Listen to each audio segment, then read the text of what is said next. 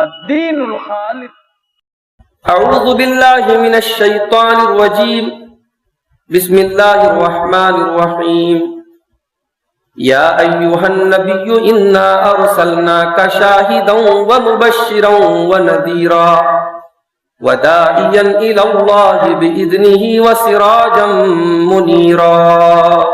میرے بھائیو، خطبہ مسنونہ کے بعد میں نے آپ کے سامنے سورۃ الاحزاب کی 2 آیتیں پڑھی۔ ان 2 آیتوں میں اللہ تعالیٰ نے اپنے نبی کی 5 کوالٹیز بیان کی ہیں، 5 خوبیاں۔ یا ایھا النبی انا ارسلناک شاہدا ومبشرا ونذیرا۔ اے نبی، ہم نے آپ کو گواہ بنا کر کے بھیجا، بشارت سنانے والا بنا کر کے بھیجا، ڈرانے والا بنا کر کے بھیجا۔ وَدَاعِيًا إِلَى اللَّهِ بِإِذْنِهِ، اور اللہ کے حکم سے اللہ ہی کی طرف بلانے والا بنا کر کے بھیجا۔ وَسِرَاجًا مُنِيرًا، اور اے نبی ہم نے آپ کو روشن چراغ یا روشن سورج بنا کر کے بھیجا۔ ان 2 آیتوں میں اللہ تعالیٰ نے اپنے نبی کی 5 خوبیاں بیان کی۔ میں آج کی تقریر میں اس میں سے جو 4تھی خوبی ہے اس پر کچھ روشنی ڈالنا چاہتا ہوں۔ اللہ کے رسول کی سیرت کا ایک باب ہے کہ اللہ کے نبی صلی اللہ علیہ وسلم کو اللہ تعالیٰ نے داعی بنا کر کے بھیجا۔ آپ ایک داعی تھے، دعوت دینے والے، مبلغ۔ تو آپ کی دعوت کا انداز کیا تھا؟ کیونکہ نبی کے بعد اب یہ مشن ہم سب کا ہے، نبی کے بعد اب نبی کی امت کو یہ کام کرنا ہے۔ تو ہم یہ دیکھیں کہ ہمارے نبی نے اللہ کے دین کو اللہ کے بندوں تک کیسے پہنچایا۔ آپ داعی کیسے تھے، آپ مبلغ کیسے تھے؟ آئیے اس بات کو اور بہتر طریقے سے سمجھنے کے لیے ہم سورہ آل عمران کی ایک آیت دیکھتے ہیں۔ لَقَدْ مَنَّ اللَّهُ عَلَى الْمُؤْمِنِينَ اذ بعث فیہم رسولا من انفسہم یتلو علیہم آیاتہ ویزکیہم ویعلمہم الکتاب والحکمہ۔ اللہ تبارک و تعالیٰ کا مومنوں کے اوپر بہت بڑا احسان ہے کہ اس نے ان کے اندر ایک رسول بھیجا، یتلو علیہم آیاتہ، وہ رسول اللہ کی آیتوں کو پڑھ پڑھ کے سناتے ہیں۔ دیکھیے تبلیغ کا مواد کہاں ملے گا؟ آج ایک بڑی بحث سوشل میڈیا پہ چل رہی ہے،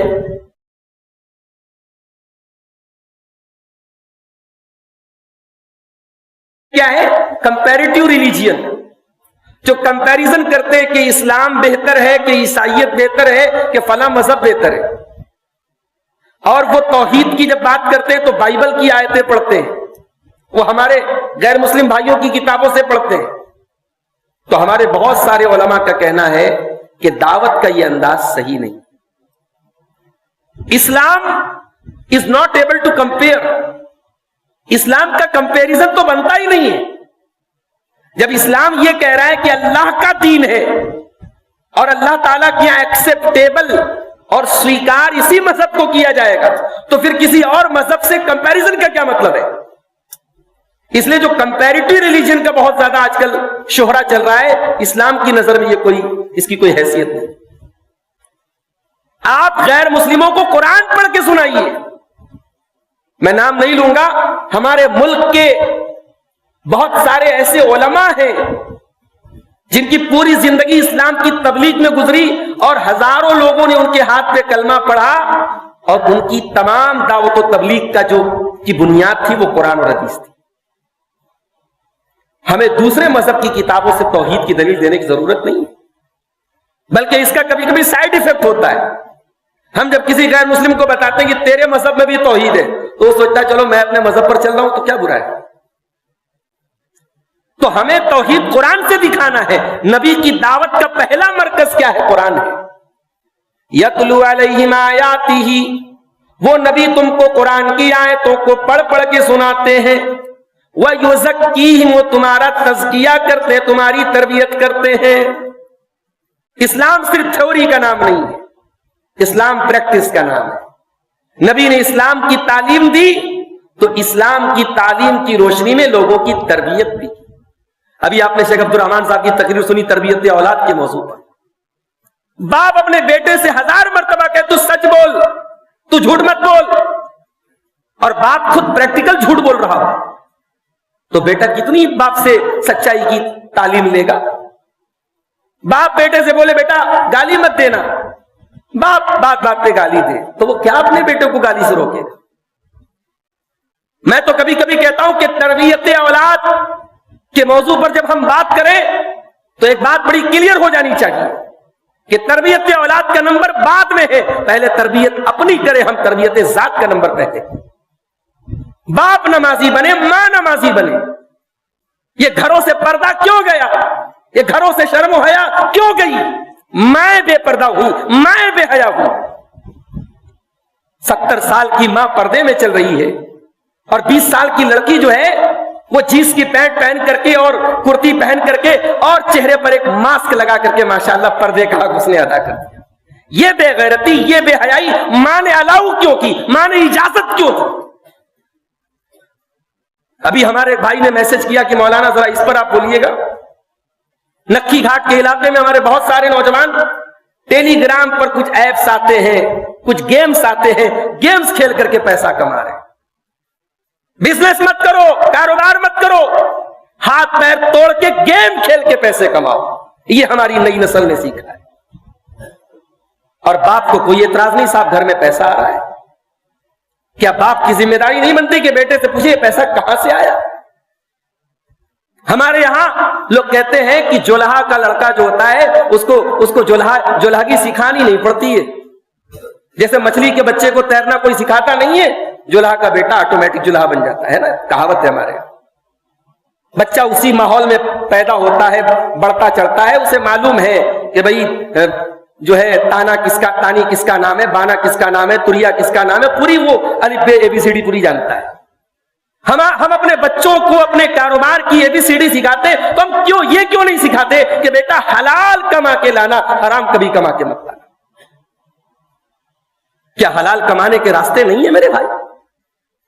اسی ملک میں, اسی شہر میں اربوں کمانے والے ہیں الحمدللہ جائز اور حلال بزنس کے ذریعے. آپ یہ گیم کے ذریعے, معاف کیجیے گا, اپنے نوجوان ساتھیوں کو کہنا چاہوں گا, ان گیموں کے ذریعے آپ کروڑ پتی نہیں بن جائیں گے. حرام کی انکم آپ کے گھر میں آئے گی, سکون چھینے گا, برکت چھینے گی. حرام کا پیسہ اپنے گھر میں آنے مت دو میرے بھائی. تو تربیت کی بات آئی, اللہ کے نبی وَيُزَكِّيهِمْ لوگوں کا تزکیہ کرتے تھے. وَيُعَلِّمُهُمُ الْكِتَابَ وَالْحِكْمَةَ, اور میرا نبی تم کو قرآن و حکمت کی تعلیم دیتا ہے, قرآن سکھاتا ہے, حکمت سکھاتا ہے. نبی کی تبلیغ کا مطلب یہ نہیں سچائی سکھا دو, ایمانداری سکھا دو, شرافت سکھا دو, اور قرآن و حدیث نہ سکھاؤ, عقیدہ نہ سکھاؤ, منہج نہ سکھاؤ. بعض لوگوں کا یہ بھی مسئلہ ہے نا, ان کے یہاں تبلیغ کا مطلب کیا ہے, اکرام مسلم سکھا دو. ان کے یہاں تبلیغ کا مطلب یہ ہے لوگوں سے اچھا اخلاق سکھا دو. توحید کہاں گئی میرے بھائی؟ عقیدہ کہاں گیا؟ سامنے والا قبر پہ سجدہ کرے, پتھر کے آگے سجدہ کرے, تعویذ پہنے, گنڈے پہنے, دھاگے پہنے, ہم کہتے نہیں صاحب ہمیں عقیدے سے مطلب نہیں. ایسی تبلیغ کوئی تبلیغ نہیں.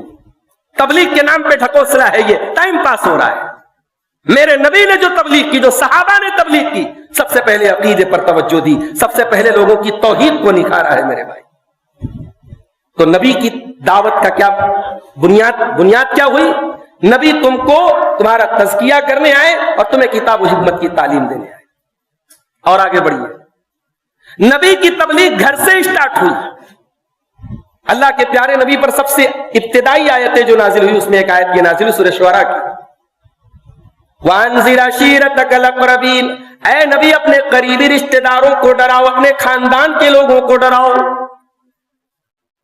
آپ کی فیملی, آپ کے گھر والے, آپ کے بال بچے, آپ کے بھائی بہن, آپ کی تبلیغ کے سب سے پہلے مخاطب وہ ہونے چاہیے.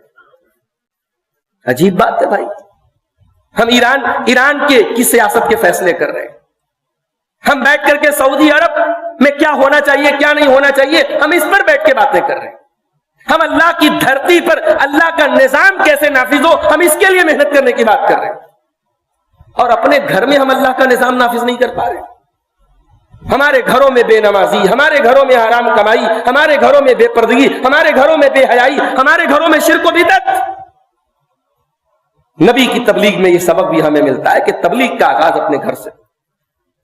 جب قرآن کی آیت نازل ہوئی، اللہ کے پیارے نبی نے سب سے پہلے اپنے خاندان کے لوگوں کو بلایا.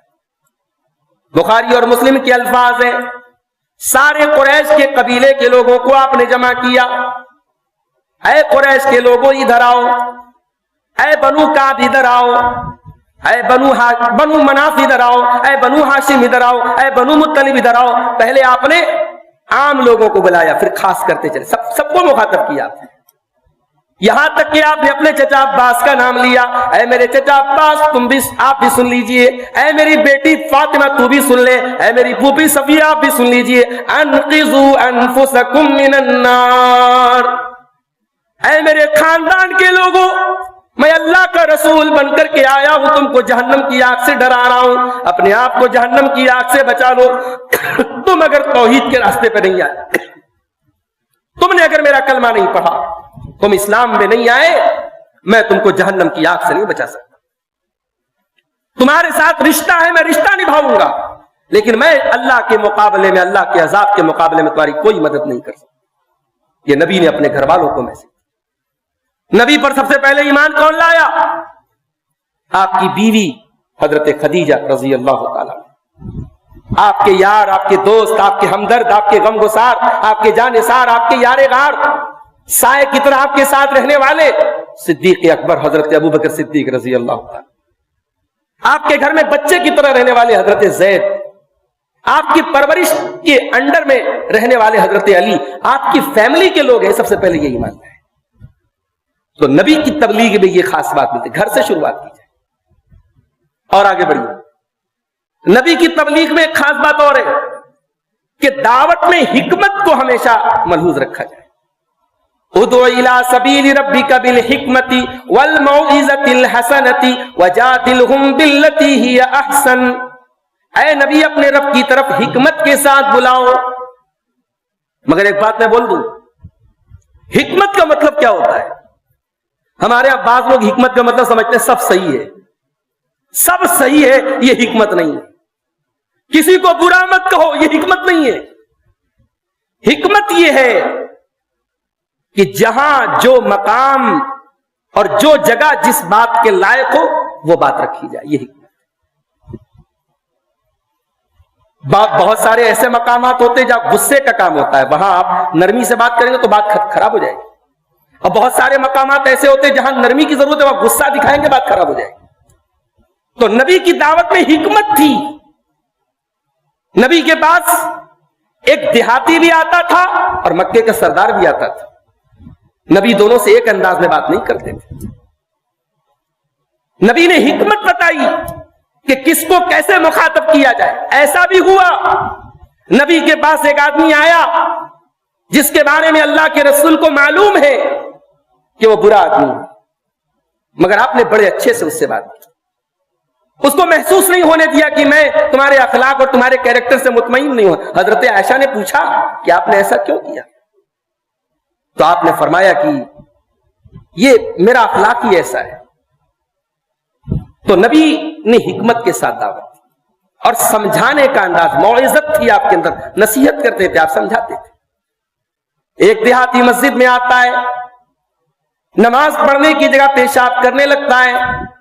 صحابہ کرام اس کو مارنے کے لیے دوڑتے ہیں. اللہ کے پیارے نبی کہتے رک جاؤ، لا تظلموا، اس کو پیشاب کرنے دو، پیشاب کرنے دو. پیشاب کر لیا اس نے. آپ نے اس دیہاتی کو اپنے پاس بلایا، بڑے پیار سے، بڑی حکمت سے، بڑی محبت سے آپ نے سمجھایا، ان هذه المساجد لا تصلح لهذا. اے میرے بھائی، یہ مسجد اللہ کا گھر ہے، یہ پیشاب کرنے کی جگہ نہیں، گندگی کرنے کی جگہ نہیں ہے.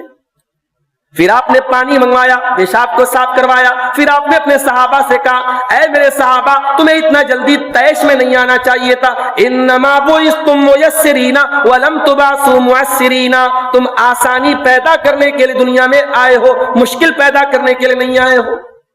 کبھی غور کیجئے گا آپ کا لائف سٹائل کیسا ہے. آپ دوسروں کے لیے آسانی پیدا کرتے ہیں یا دوسروں کے لیے پریشانی کھڑی کرتے ہیں؟ اگر آپ کے تہوار پر، آپ کے کسی کام پر لوگوں کا راستہ جام ہوتا ہے تو آپ کو اپنے انداز پہ غور کرنے کی ضرورت ہے۔ میں کبھی کبھی غور کرتا ہوں کہ ہمارے غیر مسلم بھائیوں کے ہاں بہت ساری چیزیں بہت بڑھ گئی ہیں، اس کے بہت سارے اسباب ہیں، لیکن کہیں نہ کہیں ضد میں بہت ساری چیزیں آئی۔ اسٹارٹنگ ہماری طرف سے ہوئی ہے، ہم نے بہت ساری چیزیں جو ہے اپنا ایک غلط پاور دکھانے کے لیے ہم نے اس کو رائج کیا۔ اسلام تو الاؤ نہیں کرتا کسی کا جینا حرام کرنے کا۔ بڑے بڑے لاؤڈ اسپیکر لگا کے پورے محلے کو آپ اس کی نیند خراب کریں رات رات بھر، اسلام الاؤ نہیں کرتا۔ آپ کوئی کام کریں پورا راستہ جام کر دیں، اس میں بیمار لوگ ہیں، ایمبولینس کھڑی ہے آپ کی وجہ سے، اسلام تو الاؤ نہیں کرتا۔ اللہ کے نبی نے ایک جملے میں اسلام کا خلاصہ پیش کیا، تم آسانی پیدا کرنے کے لیے بھیجے گئے ہو، پریشانی پیدا کرنے کے لیے نہیں بھیجے گئے۔ تو نبی کی دعوت کا انداز یہ تھا۔ اور آگے بڑھیے، اللہ کے نبی کی دعوت میں ایک خاص بات اور تھی، خذ العفو وامر بالعرف واعرض عن الجاہلین۔ ہمیشہ اے میرے حبیب معافی کو پکڑے رہیے آپ، عفو درگزر سے کام۔ نبی نے اس موقع پر معاف کیا ہے جہاں کوئی معاف نہیں کر سکتا ہے۔ بھئی ایک تو معافی یہ ہوتی ہے کہ ہم بدلہ لینے کی طاقت نہیں رکھتے تھے، معاف کر دیا، اور ایک تو وہ معافی تھی فتح مکہ کا موقع ہے، تلواریں میان کے اندر ہے، نبی کا ایک اشارہ ہو اور مکہ میں تلواریں چل جائیں، اور سامنے کون لوگ کھڑے ہیں؟ یہ وہ لوگ ہیں جنہوں نے نبی کا جینا حرام کر کے رکھا تھا، یہ وہ لوگ ہیں جنہوں نے نبی کے اوپر نماز کی حالت میں گندگی ڈالی تھی، ان میں وہ لوگ بھی ہیں جو بدر و احد میں نبی سے لڑتے رہے تھے، ان میں وہ لوگ ہیں جن کو موقع ملا ہوتا نعوذ باللہ ثم نعوذ باللہ انہوں نے نبی کو زندہ نہ رہنے دیا ہو، نبی کے ٹکڑے کرنے کی طلب رکھنے والے لوگ سامنے موجود۔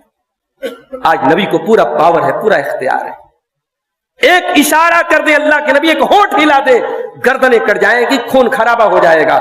مگر اس نبی نے اس موقع پر کہا تھا لا تثریب علیکم اليوم اذهبوا انتم الطلقاء، جاؤ، تمہیں محمد الرسول اللہ کسی سے انتقام نہیں لیں گے، جاؤ تم سب آزاد۔ یہ عفو درگزر کی مثال پوری انسانی تاریخ میں، پورے مانو اتہاس میں نہیں ملتی میرے۔ نبی نے طائف کا منظر یاد کیجیے، مکہ میں تبلیغ کرتے کرتے آپ تنگ آ گئے، طائف گیا، کبھی گوگل میپ میں جا کے ٹائپ کیجیے مکہ ٹو طائف کتنا ڈسٹینس ہے، 80-90 کلومیٹر کا ڈسٹینس تو ہے۔ اس زمانے میں سڑکیں کیسی تھی؟ اللہ کے نبی صلی اللہ علیہ وسلم اکیلے گئے تھے، ساتھ میں حضرت بلال یا حضرت زید تھے غالباً، کسی کو بتایا نہیں تاکہ مکہ والوں کو پتہ نہ چلے۔ طائف گئے، طائف کے بڑے بڑے سرداروں کے سامنے آپ نے اسلام پیش کیا، طائف والوں نے آپ کا مذاق اڑایا، کہا کوئی اور نہیں ملا تھا، اللہ کو آپ ہی ملے تھے، آپ ہی کو اللہ نے نبی بنایا، مذاق اڑایا، طنز کیا۔ اللہ کے نبی مایوس نہیں، گھر گھر جا کے اسلام کی تبلیغ کرنے لگے۔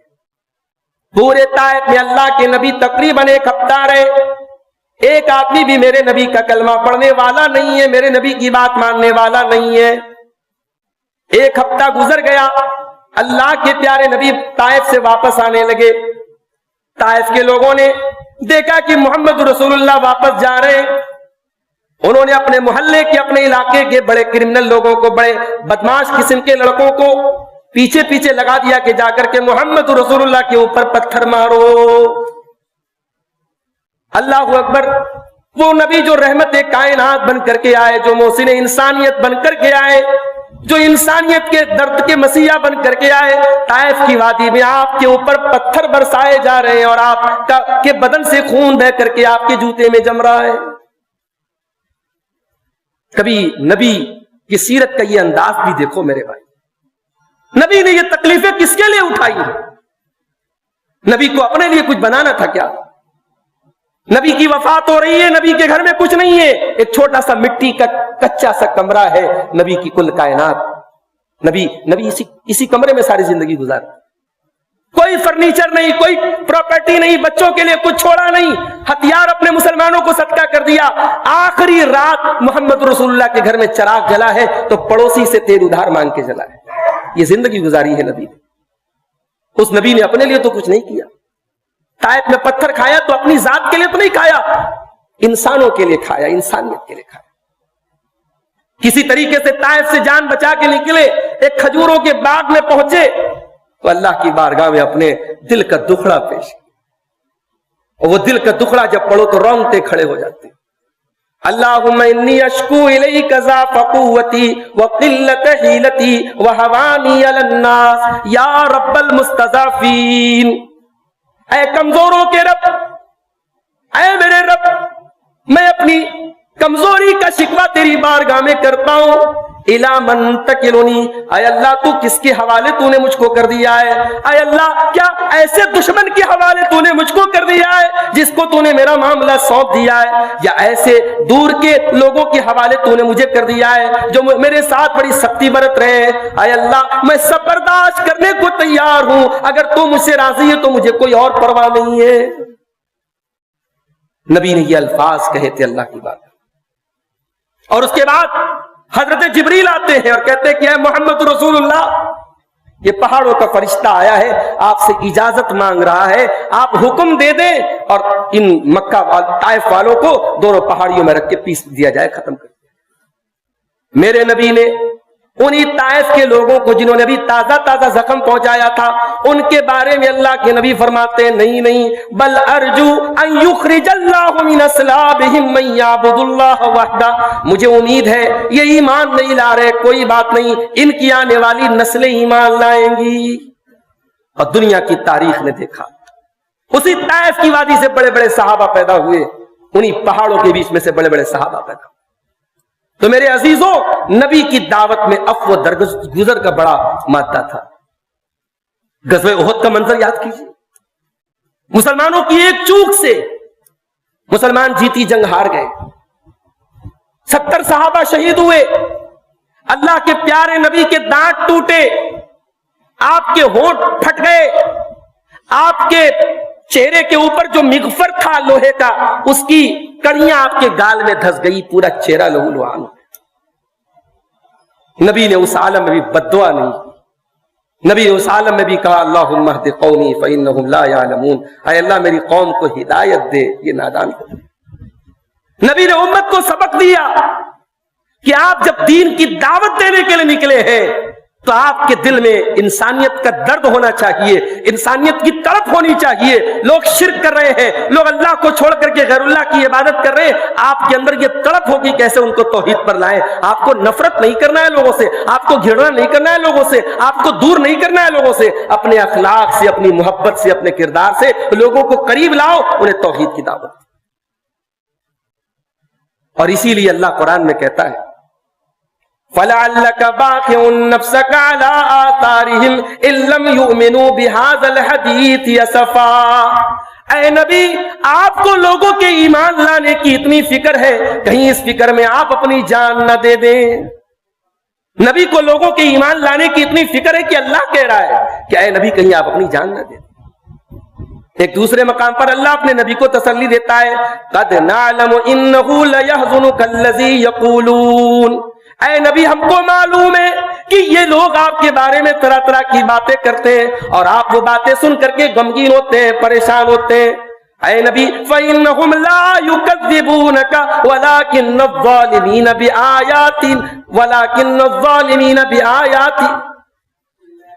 بِآيَاتِ اللَّهِ يَجْحَدُونَ.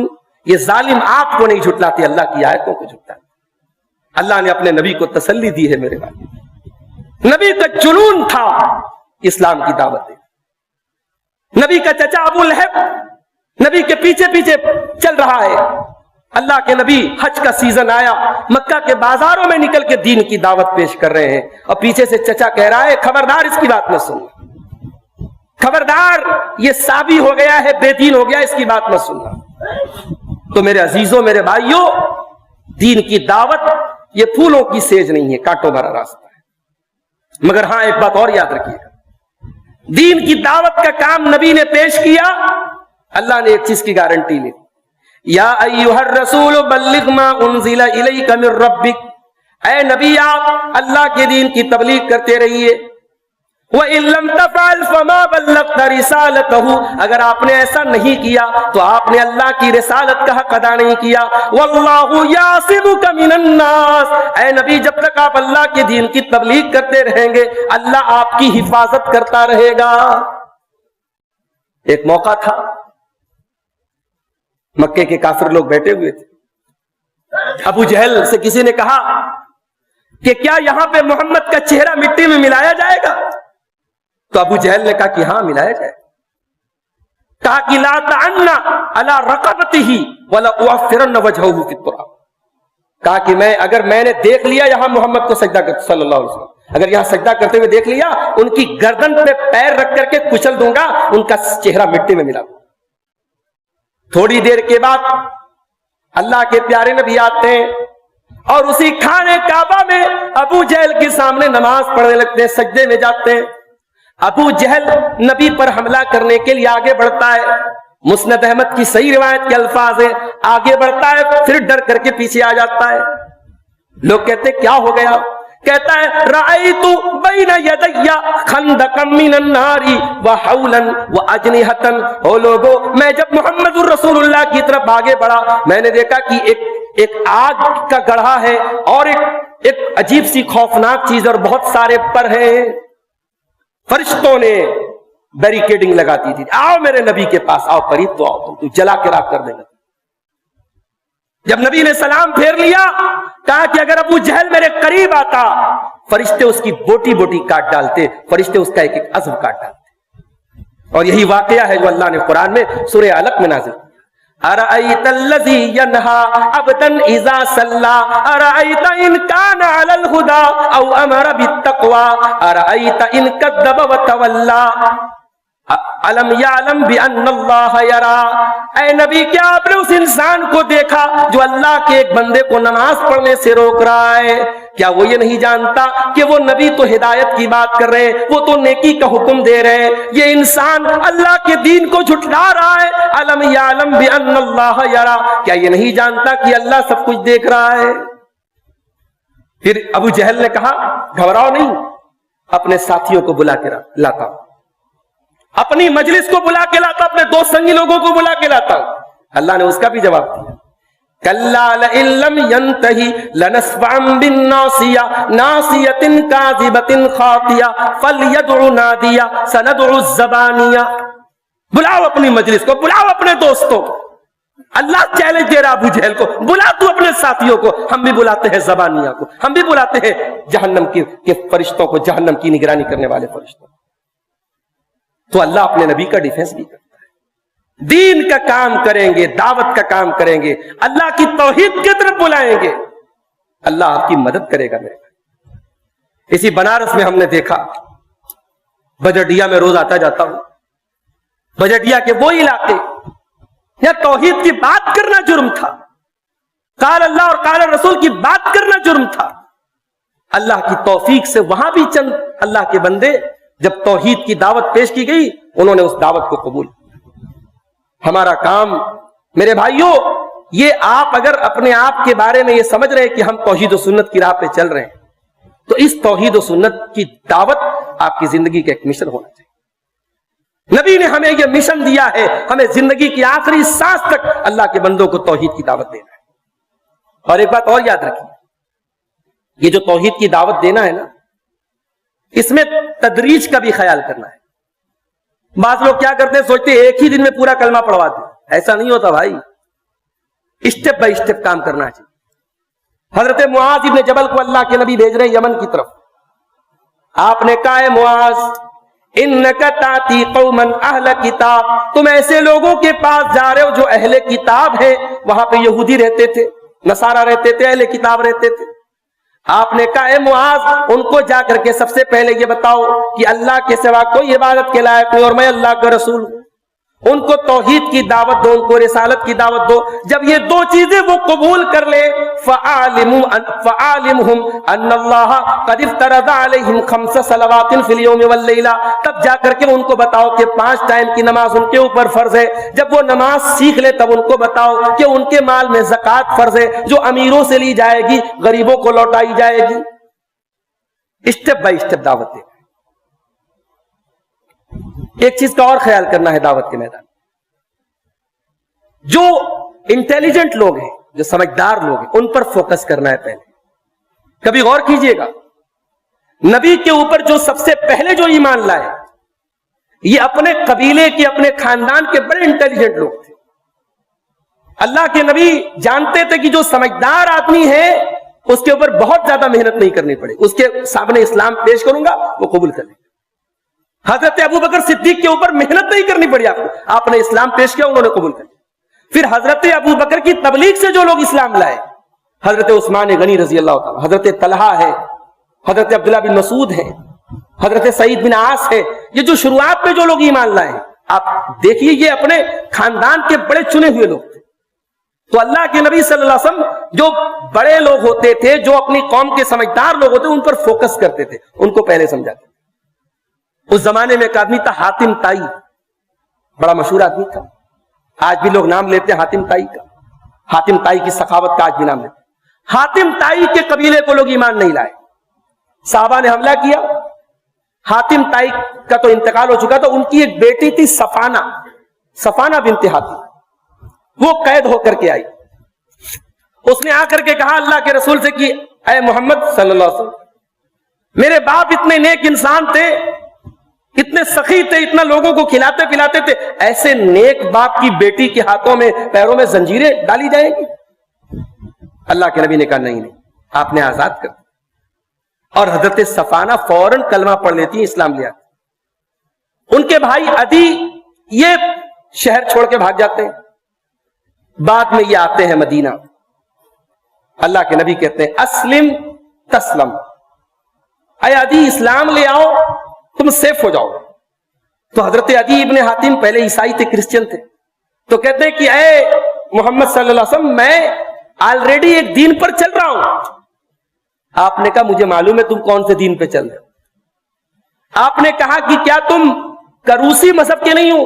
اس زمانے میں ایک مذہب تھا، ایک عیسائیوں کا فرقہ تھا کروسی فرقہ، اس کے اندر کرسچینٹی بھی تھی، اور ایک مذہب تھا سابی، کچھ چیزیں سابی مذہب کی تھی، کچھ چیزیں کرسچینٹی کی تھی. تو آپ نے کہا کیا تم کروسی نہیں ہو؟ اور کیا تم مربا نہیں کھاتے ہو؟ مربا کیا ہوتا تھا؟ اگر کوئی قوم کسی قوم پر حملہ کرتی تھی تو جو مال آتا تھا اس مال کا 1/4 حصہ سردار ہڑپ لیتا تھا، کھا لیتا تھا. تو آپ نے کہا کہ تمہارے مذہب میں مربا جائز نہیں، تو مربا بھی کھا جاتے ہو. تو حضرت عدی بن حاتم بہت حیران کہ یہ بات ان کو کیسے پتا چلی، اور وہ فوراً اسلام لے. اسلام لانے کے پہلے اللہ کے نبی نے کہا اے عدی شاید تم اسلام اس لیے نہیں لا رہے ہو، تم دیکھ رہے ہو اتنے تھوڑے سے ماننے والے میرے لوگ ہیں. اے عدی وہ زمانہ بھی تم دیکھو گے کہ ایک جگہ پڑتی ہے عراق کے اندر جس کا نام ہے ہیرا.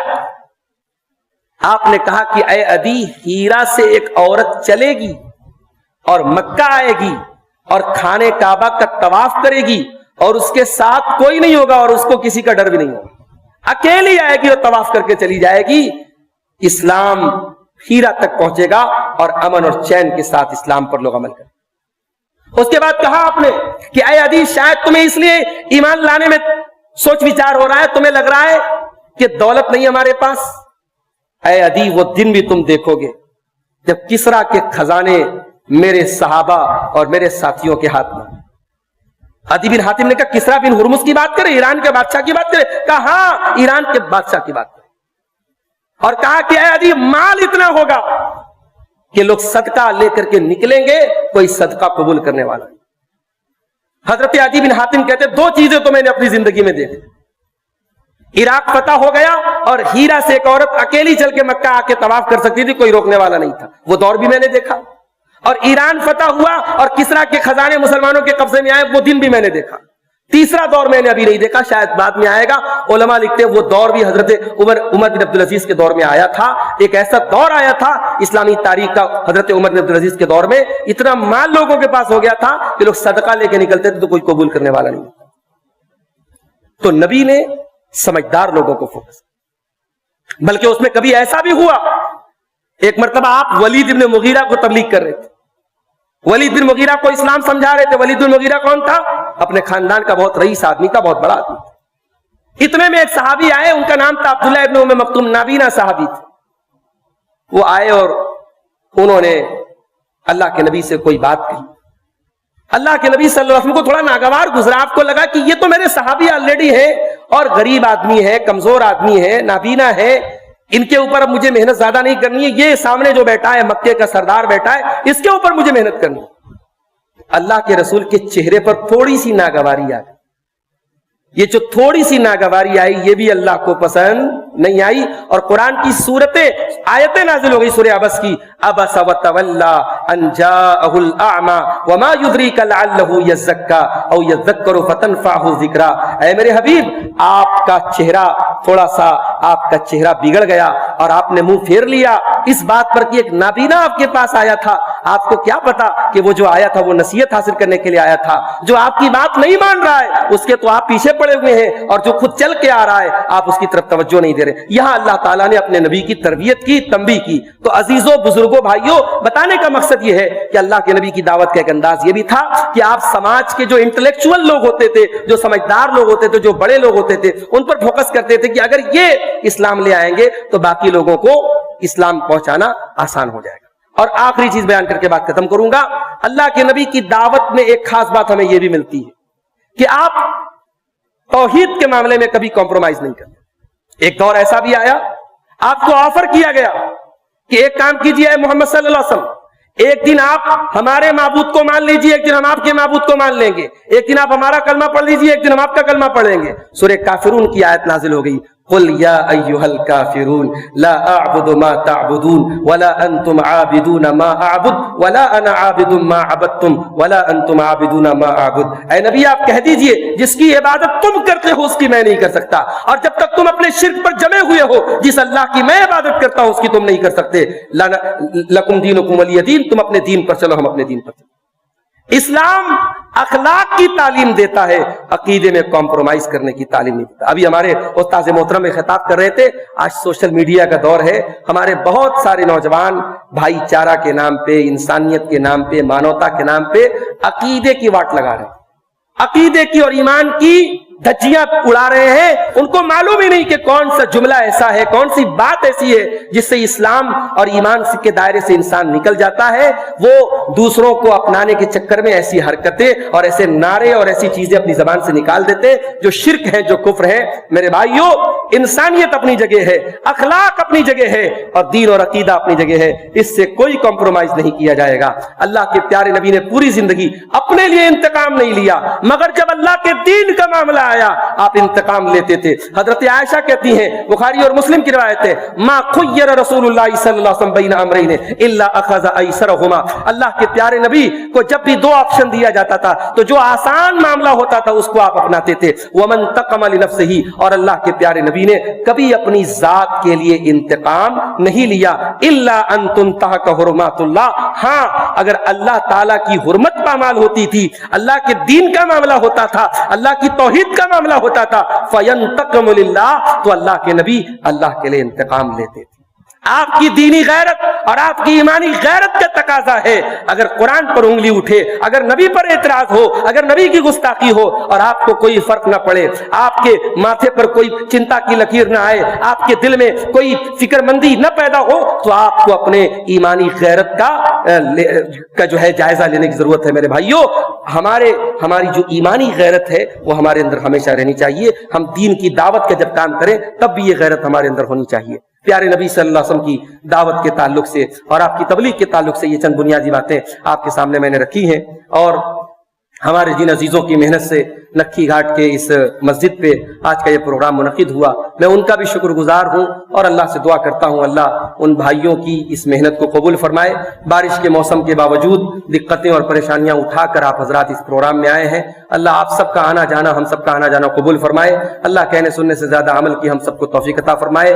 تربیت اولاد پر بھی آپ نے خطاب سنا ہے. اللہ تعالیٰ ہمیں سے جو صاحب اولاد ہے انہیں اپنے بچوں کی صحیح دینی تربیت کرنے کی توفیق عطا فرمائے. اللہ رب العالمین ہمیں دین کے اصولوں کو سیکھنے کی اور ان پر مرتے دم تک ان پر عمل کرتے رہنے کی توفیق عطا فرمائے.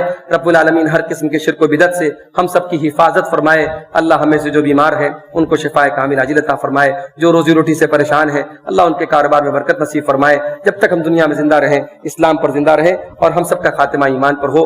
آمین. وآخر دعوانا الحمدللہ رب العالمین.